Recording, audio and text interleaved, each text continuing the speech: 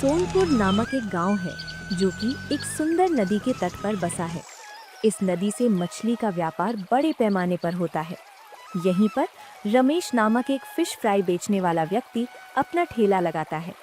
वहीं एक मछली बेचने वाला व्यापारी है सरजू काका, जो मछलियों को मार्केट में नहीं बल्कि सीधे रमेश को भेजते हैं। सरजू काका जो सारा दिन मछलियां पकड़ते हैं, फिर समय पर रमेश को मछलियां बेचते हैं।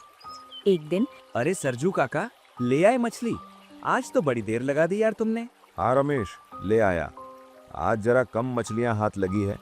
आज तालाब में थोड़े ज्यादा शिकारी आ गए थे। अरे सरजू काका, आप कोई साथी रख लो, वरना तो रोज रोज मेरा नुकसान होता रहेगा। कल भी मैंने बहुत नुकसान खाया आपके वजह से। रमेश बड़ा लालची फिश फ्राई वाला था। वो बेचारे भोले भाले सरजू से कम दामों में मछली खरीदता और उसे महंगे में बेचता। ले लो भाई, ले लो, गर्मा गर्म फिश फ्राई ले लो भाइयों, एकदम ताजी फिश फ्राई है। एक बार खाओगे तो बार बार आओगे।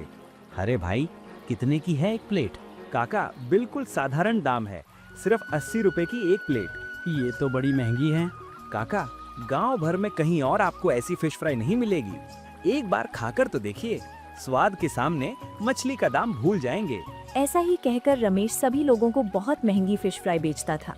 हर दिन अच्छी कमाई करके अपने घर जाता तो उसकी पत्नी मीना घर पर होती थी, जो उसका इंतजार करती थी। क्या हुआ, कितने पैसे मिले आज?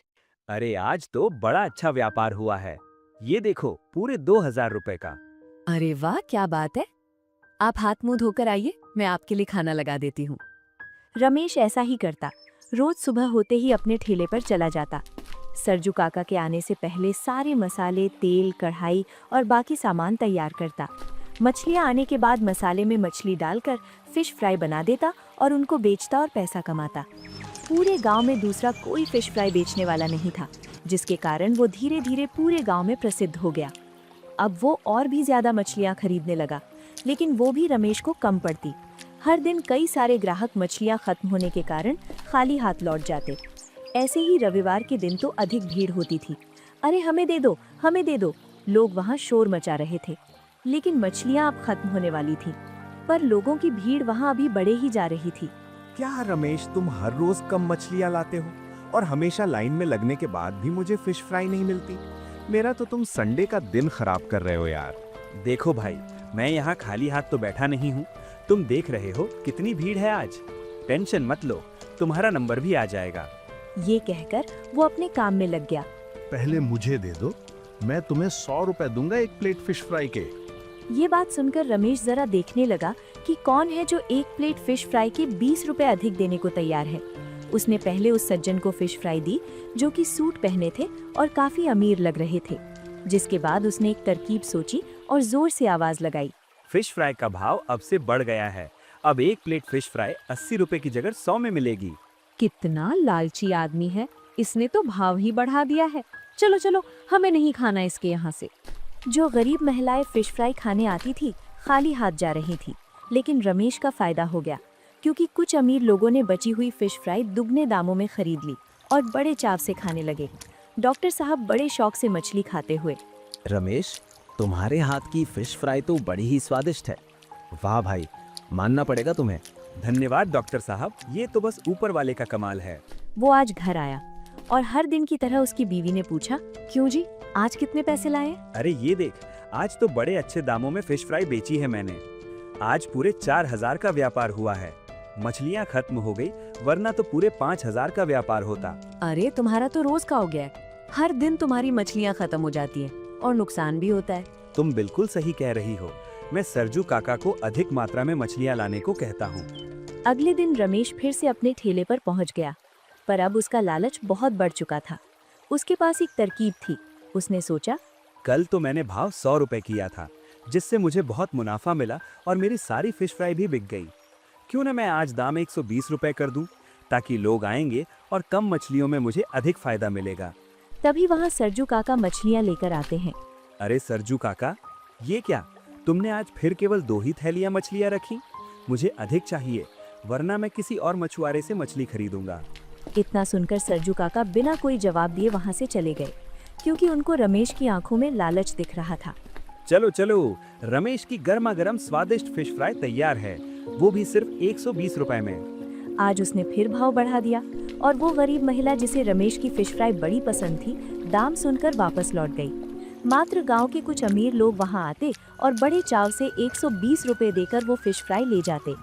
बढ़ते दामों से उसके ग्राहक कम नहीं हुए। धीरे धीरे रमेश अमीर होने लगा। उसके पास अधिक पैसे आने से उसका लालच और अधिक बढ़ गया। एक दिन डॉक्टर साहब रमेश की फिश फ्राई खाते हुए उससे बोले, अरे भाई रमेश, क्या फिश फ्राई बनाई है, कल से भी ज्यादा स्वादिष्ट। ऐसा क्यों नहीं करते, ये ठेला बंद करके एक अच्छी सी होटल ही खोल लो, ताकि सुख से बैठकर हम भी फिश फ्राई का मजा ले सकेंगे। बस फिर क्या था, रमेश के पास अब बहुत सारे पैसे थे। उसने फौरन घर जाकर अपनी पत्नी मीना को ये बात सुनाई। मीना, आज तो डॉक्टर साहब ने बहुत तारीफ की मेरी फिश फ्राई की। कह रहे थे कि होटल खोल लो ताकि हम वहाँ बैठकर खा सकें। हाँ तो ठीक है, तुम वैसे भी सोच ही तो रहे थे होटल खोलने के बारे में। अब तो पैसे भी हैं हमारे पास, तो खोल ही लो। हाँ, मैं कल ही जाता हूँ और एक अच्छी सी जगह ढूंढता हूँ। और अगले दिन रमेश ने ठेले पर जाने से पहले ही जगह ढूंढना शुरू कर दिया और उसे वहीं अपने ठेले के पास एक अच्छी जगह मिल गई।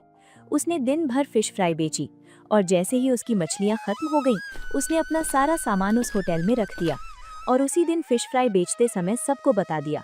सुनो सब लोग, आप सभी को मेरी फिश फ्राई बहुत स्वादिष्ट लगती है ना? तो मैंने आपके लिए पास ही में एक होटल खोल लिया है जहां आप आराम से बैठकर फिश फ्राई का आनंद ले पाएंगे।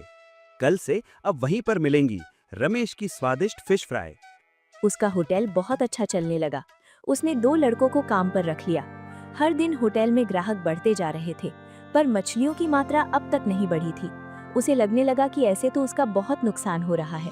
अगली सुबह जब सरजू काका आए, तब रमेश बोला, देखो सरजू काका, इतनी मछलियों में मेरा काम नहीं चल रहा। मुझे कुछ और अधिक मछलियां चाहिए। देखो रमेश, इससे अधिक मछलियां यदि रोज नदी से निकाली गईं, तो उनकी संख्या कम हो जाएंगी और सारी खत्म हो जाएंगी। मैं कुछ नहीं जानता, मुझे आप केवल इतना बताइए कि क्या आप मुझे इससे दुगनी मात्रा में मछलियां दे सकते हैं या नहीं? रमेश सुनो, अपने लालच पर जरा काबू रखो, वरना तुम तो कुछ ही महीनों में नदी से सारी मछलियां खत्म कर दोगे। आप मुझे ज्ञान मत दीजिए, आप बस कल से मछलियां बढ़ा दीजिए, वरना मुझे कोई विकल्प सोचना होगा। सरजू काका ने उसे समझाने की भरपूर कोशिश की, लेकिन वो नाकाम रहे और वो निराश होकर वहां से चले गए। पर रमेश तो लालच में अंधा हो गया था। वो हर दिन की तरह अपनी होटल बंद करके पैसों का हिसाब लगाता है। अरे वाह, आज तो पूरे 10,000 रुपए का व्यापार हुआ है। मीना को बताऊंगा तो बड़ा खुश होगी। रमेश अपने घर गया और मीना से बोला, मीना, सुनती हो? देखो, आज तो पूरे 10,000 का व्यापार हुआ है।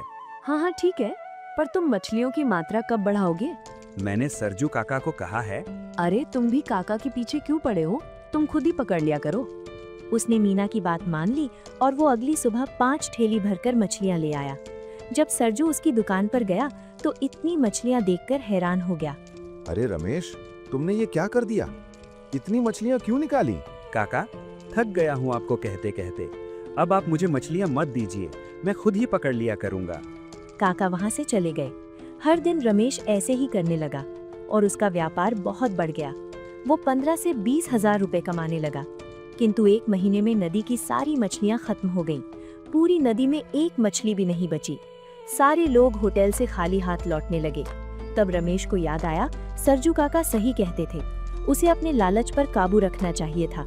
जिसके बाद रमेश की फिश फ्राई का होटल अब बंद हो गया।